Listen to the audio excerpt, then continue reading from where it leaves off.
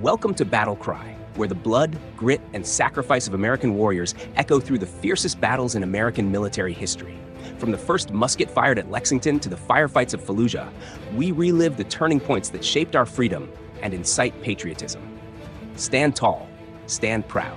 The story begins now.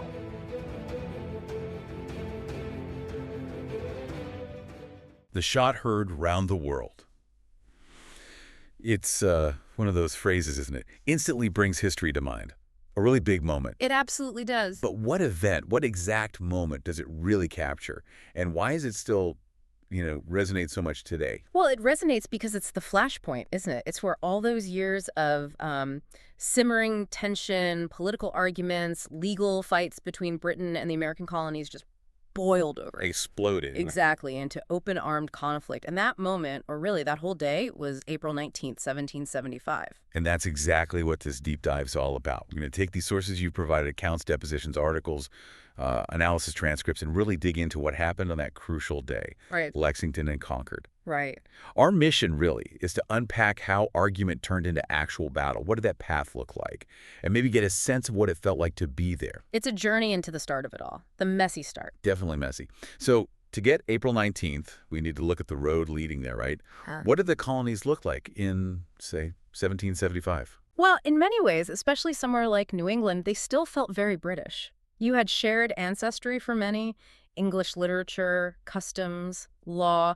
The Church of England was influential. But not just English, though. The sources mention quite a bit of diversity. Oh, absolutely. Not a carbon copy. You had significant waves of Scottish, Irish immigrants, Germans, French Huguenots, bringing different faiths too. Presbyterians, Catholics, Lutherans alongside the established churches. So yes, ties to Britain, but also distinctly American, you could say, populations forming. And the way they were governed. It sounds complicated. A mix of different colony types. Yeah, or a real mix. Royal colonies, proprietor colonies like Carolina, charter colonies, governors mostly appointed by the king or the proprietors back in England. Councils too. But they had their own elected assemblies. They did, and those assemblies had gained quite a bit of power by the mid-18th century. But still, key decisions often came from London, from people who weren't living the colonial reality. That distance. It seems huge, not just miles, but a growing sort of cultural gap. You mentioned some colonists seeing England as tyrannical. Right, and it wasn't just high politics. The sources really highlight the day-to-day friction. You've got colonists generations removed from England feeling the pinch of distant rule, bureaucracy hindering business, and yeah, the perceived arrogance of some British officials really grated on people. It was practical stuff, not just theory. And then money enters the picture in a big way. The 7 Years' War, the French and Indian War here, hugely expensive for Britain. Astronomical debt for the time, nearly 130 million pounds by 1763. Wow. And even though colonies like Massachusetts and Virginia felt they'd done their part, paid for campaigns, the government in London, under Prime Minister Grenville, decided the colonies needed to chip in more directly for the cost of empire. So cut expenses and raise revenue from the colonies. Exactly. Which started with tightening up trade laws, things that sound small but weren't. Like in 1764, requiring Madeira wine to come only through British ports. Which ruined the existing barter trade for colonists, right? Completely. Other export rules followed, bankrupting some merchants. These were framed as regulating trade, something Parliament had done before. But then came the Stamp Act, 1765. That was the game changer, the firestorm, as one source puts it. Because this wasn't trade regulation, it was a direct tax on legal papers, newspapers, licenses, everyday internal stuff. And the reaction was immediate. Intense. Huge outrage. You see figures like Thomas Cushing arguing it violated their right to tax themselves, legislatures coordinating protests, groups like the Sons of Liberty popping up, calling the stamp a badge of slavery. Strong words. Very. 8 colonies passed resolutions condemning the act, denying Parliament's right to lay direct taxes.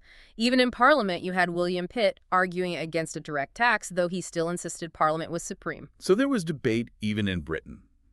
But the act was repealed eventually. It was, due to the pressure. But Parliament immediately passed the Declaratory Act, basically saying, okay, we repealed that one, but we still have the absolute right to legislate for you in all cases. So they didn't back down on the principle. Not at all. And soon enough, they tried again.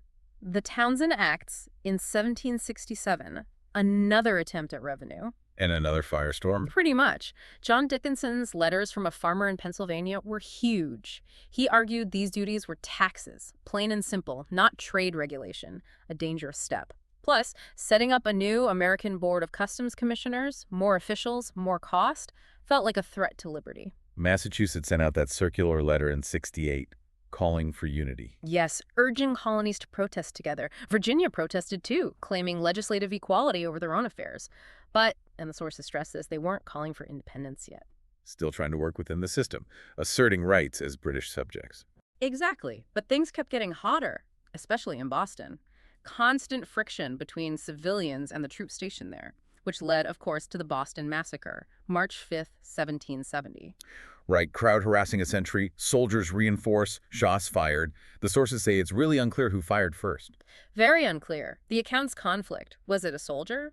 A bystander? Someone panicked? Hard to say amidst the chaos, but colonists were killed. And ironically, Parliament repealed most of the Townshend duties that same day, though they wouldn't know it in Boston for weeks. Right, and Paul Revere's engraving of the massacre. Well, it became powerful propaganda regardless of perfect accuracy, shaped how people saw it. The tension didn't go away, though. Yeah. Which brings us to the Tea Party in '73. A protest against rules favoring the East India Company. Another major act of defiance. And Britain's response this time? No compromise. No. Swift and harsh, the Intolerable Acts of 1774 aimed squarely at Massachusetts, shutting down its self-government, putting it under direct military control, punishing them. But it backfired, didn't it? Instead of isolating Massachusetts. It united the other colonies. They saw it could happen to them too, which led directly to the First Continental Congress in Philadelphia, October 74. 12 colonies sending delegates. Still not aiming for independence, though. Not mostly. Not yet. Independence advocates were a minority. Their big move was agreeing to boycott British goods, a major economic weapon. And back in Massachusetts, the official government was shut down, but they just formed their own. Essentially, yes. The Massachusetts Provincial Congress, a shadow government, and crucially, they started organizing and training the militia specifically for potential conflict. So Massachusetts is declared in rebellion. General Gage is sent to Boston, but he doesn't really control much outside the city. His authority was pretty limited beyond Boston Neck. He was basically commanding a besieged city, psychologically at least. Tough spot for him. He tried those powder alarms, right? Secret raids for supplies. He did. Mostly unsuccessful for the British, and they actually helped the colonists get better organized, setting up warning systems, made the militias more ready. It reminds you of that Edmund Burke quote about arguing an Englishman into slavery. These militias had history, but now they answer to the provincial Congress, not the king. And they're stockpiling supplies. Where? Concord was a major depot. Okay, so the stage is set. Then Gage gets his orders from London. April 14th, 1775. Orders arrive from the Earl of Dartmouth. Explicit, disarm the rebels, arrest the leaders. Gage also heard the provincial Congress might raise 18,000 men. Urgent. But he doesn't go straight for Adams and Hancock. No, he worried that would cause an immediate uprising. He chose instead to target the supplies at Concord, hoping for a swift, secret raid to seize the weapons and powder before the colonists could react fully. The secret raid on Concord. That's the plan. So the night before, April 18th, what happens? It's a real cat-and-mouse game, according to the sources. Gage sends patrols out on the roads to snag any colonial messengers. In Boston, they start moving boats, carrying them under the sterns of warships to hide the activity. Clearly, something big is up. But the Patriots are watching. They have their own network. Absolutely. This wasn't just Revere deciding to go for a ride. It was a planned intelligence operation. Revere was part of it, a key courier. And the lanterns. One if by land, two if by sea. That part's true. The sources confirm the signal from the Old North Church steeple. But the key thing is, it wasn't for Revere. It was a signal from the network in Boston to watchers across the river in Charlestown. A backup, in case the primary messengers like Revere couldn't get out. Okay, that makes more sense. So the British troops start moving that evening. Revere gets the word, meets with Dr. Joseph Warren, gets the message. Troops are marching, heading for the countryside, probably Concord, possibly to arrest Adams and Hancock, who were staying out in Lexington. William Dawes is sent out by the land route. And Revere has to get across the river. Yeah, 2 patriots row him across, supposedly right under the guns of HMS Somerset. He gets a horse in Charlestown and starts riding. Almost immediately has to dodge a British patrol. And his ride triggers others. It sets off a whole system. He and Dawes spread the alarm, but dozens of other riders are mobilized too. It's a cascade. And he wasn't shouting, "The British are coming!" They were all still technically British. Right. What would he have said? Probably something like the regulars are coming out, or the troops are marching, something to warn the militia leaders. There's a story about him arriving at Reverend Clark's house in Lexington. Yes, where Adams and Hancock were. The guard, Sergeant Monroe, tells him not to make noise. Revere supposedly replies, "Noise? You'll have noise enough before long. The regulars are coming out." Really captures the urgency. Dawes gets there later. They meet Dr. Samuel Prescott on the road.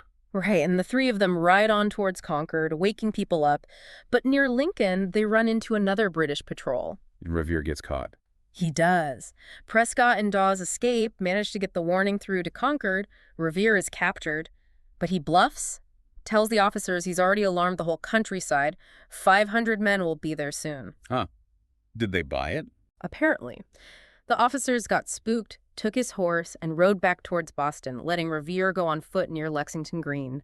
He gets there just as the shooting starts. Incredible timing. Yeah. So April 19th dawns, Lexington Green, Smith's British force, 700 men, are marching from Cambridge. They're hearing reports militia are gathering in Lexington. Makes them uneasy. Smith sends back to Boston for reinforcements, just in case. Meanwhile, on the Green itself, Yeah. Captain John Parker and the Lexington militia. How many? About 80 men. Parker was a veteran of the French and Indian War, dealing with tuberculosis, actually. These were the town's training band, not specifically Minutemen ready for instant action, and maybe 40 to 100 townsfolk watching. Parker knew he was outnumbered. He knew the Concord supplies were mostly hidden, war wasn't declared. What was he trying to do? The sources suggest he expected the regulars to just march through, so he positioned his men in parade formation on the edge of the common, not blocking the road, not hiding. It looks like a show of resolve. We're here, we're armed, but not an attempt to physically stop them. Which fits with his famous order. Stand your ground. Don't fire unless fired upon, but if they mean to have war, let it begin here. A conditional order, really. But things unraveled fast. A British advance unit turns onto the common. Major Pitcairn brings up more companies. Smith is still further back. Yeah. Parker realizes this is escalating. He orders his men to disperse, but it's chaotic, shouting from the British side. Maybe not everyone hears Parker's order, or they leave slowly, still holding their muskets. A British officer, probably Pitcairn, rides up, yelling, "Lay down your arms, you damned rebels!" And then the shot. Still debated, right? Who fired first? Still debated. The sources are clear. It wasn't from the main lines facing each other. Maybe a nervous colonist off to the side, a British officer's pistol, an escaping prisoner. We just don't know for sure. But that single shot, whoever fired it. It breaks the tension. A few more sporadic shots, and then the British regulars fire volleys into the dispersing militia, reportedly without orders from Pitcairn or Smith. Some militia apparently thought it was just powder flashes, warning shots at first. Until the regulars charged with bayonets. Yes. Horrific accounts, like Jonas Parker being run through. 8 Lexington men killed, 10 wounded. Only 1 British soldier slightly wounded. You listed the names. Caleb Harrington, Jonathan Harrington, crawling home to die, Robert Monroe, S. Hill Porter, Isaac Muzzy, John Brown, Samuel Hadley, Jonas Parker, and Prince Esterbrook, an enslaved man in the militia, wounded. A terrible price for those few minutes on the Green. Afterwards, Smith arrives, gets Pitcairn's men back under control, fires a sort of victory volley, and marches the column on towards Concord. Though you mentioned archaeology suggests the militia might have fired back before fully dispersing. Parker's revenge site. Yeah, some evidence suggests a more organized, tactical withdrawal under fire than just standing there and then running. They were learning fast. So the British march on to Concord, arriving around 8 a.m. What's happening there? The militia from Concord and Lincoln had gathered. They heard the shots from Lexington but weren't sure what happened. They started towards Lexington, saw the size of the British force, and did a smart thing, retreated back through Concord, across the North Bridge, and took up positions on the high ground on the far side. And more militia were arriving. Yes, Minutemen from towns further west were pouring in. Their numbers grew rapidly, maybe 400 or more, assembling on that hill overlooking the bridge. So Smith reaches Concord. What's his plan? He divides his force, sends grenadiers to secure the South Bridge out of town, and light infantry under Captain Parsons towards the North Bridge. The main body starts searching the town for the supplies. With help from loyalists. Yes, loyalists guided them. They found some artillery pieces hidden in a tavern, smashed the trunnions to disable them, found gun carriages near the meeting house, and started burning them. And that's where that strange moment happened. Martha Moulton and the Bucket Brigade. Yeah, the fire threatened the meeting house. She appealed to the soldiers, and apparently soldiers and townspeople worked together briefly to put it out. A very human moment amidst the tension. What else did they find? Threw flour and musket balls in the mill pond colonists fished most out later, sent a detachment out to Barrett's farm, couple miles away, but found little. Legend says weapons were hidden in plowed furrows. Generally, though, the troops in Concord didn't rough people up much, paid for food, and locals managed to misdirect them from some key stashes. Okay, back at the North Bridge, Captain Laurie and about 100 British soldiers are holding it. But they're looking up at over 400 militias on the hill, definitely outnumbered. Laurie sends back to Smith for reinforcements, urgently. And the militia see smoke from the town, from those burning gun carriages. Right, they think the town's being torched. Lieutenant Joseph Hosmer shouts out, "Will you let them burn the town down?" That galvanizes them. Colonel Barrett gives the order to march. He does, orders them to march down to the bridge, but again, not fire, unless fired upon. The Acton Company, led by Captain Isaac Davis, insists on leading. Davis famously says, "I haven't a man afraid to go." So they march down towards the bridge. What happens? The British soldiers at the bridge try to pull up the planks too late. Major Buttrick, leading the militia column, shouts at them to stop. The Americans keep coming, faster. Then shots ring out. From the British side first. That's what the American accounts and even one British lieutenant's account suggest. Maybe just a few warning shots hitting the water at first. But then Captain Davis is hit. Yes, Captain Davis and Abner Hosmer, also from Acton, are killed almost instantly. At that point, the Minutemen in the front ranks open fire, apparently without waiting for orders. Sustained volleys. And the British holding the bridge. They were likely inexperienced light infantry, outnumbered 4-1, taking casualties, officers wounded, men killed and injured. They panicked, broke ranks, abandoned their wounded, and fled back towards the center of Concord, towards the Grenadiers. A major turning point. Absolutely. An irreversible turn, one source calls it. Smith was just arriving near the bridge with reinforcements as his light infantry came streaming back in disarray. So Smith now knows the situation is bad. Militia numbers are growing. What does he do? He realizes he needs to get back to Boston. Fast. He gathers his forces, maybe 700 or 800 men now, facing perhaps 1,000 militia converging from all directions. He starts the march back. And this is where Battle Road begins. The retreat? Right. Smith tries to make it an orderly retreat. He deploys flanker soldiers moving parallel to the road in the woods and along ridges to protect the main column. There's even a contemporary illustration showing this tactic. They were thinking defensively. But the militia weren't going to let them just walk away. No way. At Merriam's Corner, the road narrows for a bridge, forcing the flankers back in. The militia hit them hard there. As the British rearguard crossed, they fired back. But the Americans fired from closer range with, as a source says, deadly accuracy. Killed 2, wounded several, no American casualties there. Smith got his flankers back out quickly. But it becomes a running fight. A brutal running fight for miles. The militia knew the terrain. They used stone walls, trees, buildings for cover. Their instructions were literally to attack and annoy the enemy, and they did. At a place like Brooks Hill, they massed and poured fire onto the column. And the infamous bloody angle.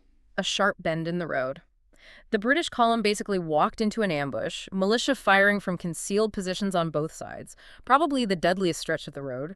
Archaeology backs this up, finding musket balls clustered in ways that suggest ambushes and fighting from cover.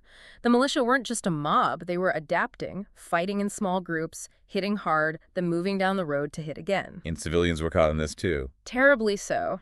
The fighting swept through towns like Menotomy, that's Arlington, now Cambridge, Lincoln. We have accounts of terrified families fleeing. Depositions from women like Hannah Adams and Hannah Bradish describe soldiers breaking into homes, looting, threatening people, houses set on fire. Just chaos and fear. Utter chaos. James Stevens described coming back to Lexington later and seeing homes burned, animals killed, property destroyed, the dead still on the road.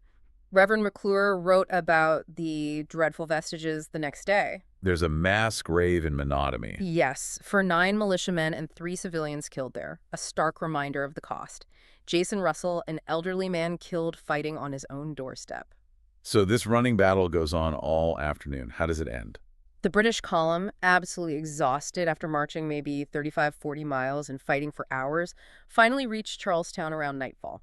They got under the protection of the Royal Navy ships in the harbor. They made it back, but they were mauled. The casualties tell the story. They do. British. 73 killed, 174 wounded, 26 missing. Americans, 49 killed, 59 wounded, 5 missing. The British soldiers showed incredible endurance, but the American tactics fighting from cover, using the terrain, sheer numbers eventually won the day. Militarily, maybe small skirmishes by European standards, but the impact. Seismic. Absolutely seismic. Within days, 15,000 colonial militias surrounded Boston, penning the British Army in. Massachusetts was in full open rebellion. And the news. Spread like wildfire. A shockwave across the colonies. Think about it. Colonial farmers and tradesmen had stood up to British regulars and forced them back. It was astonishing. Changed everything overnight. Legal arguments became war. Instantly. Loyalists fled to Boston for safety. Patriot committees and militias started taking control elsewhere, removing Loyalist officials. The power dynamic shifted dramatically. Which leads to the Second Continental Congress meeting in Philadelphia. Just 3 weeks later, May 10th, 1775, they thought they'd be coordinating protests. Instead, they're facing a war. They have to act like a government, borrowing money, raising troops, buying supplies. And their biggest immediate job. That army sitting outside Boston. Exactly. Turn those thousands of militiamen from different colonies into some kind of unified continental army. They needed a leader. And to George Washington. Right. The 43-year-old Virginian veteran attended Congress in uniform. John Adams, thinking strategically about colonial unity, nominated Washington, a Southerner, to lead New England troops. Smart politics. Brilliant. Washington was approved unanimously June 15th. He faced a monumental task. Build an army from scratch to fight a superpower. And fighting was already continuing around Boston before he even got there. But it showed that colonial resourcefulness could work. Mm-hmm. Like later using those cannons captured at Fort Ticonderoga the same day Congress met, ironically, to eventually force the British out of Boston. A perfect example.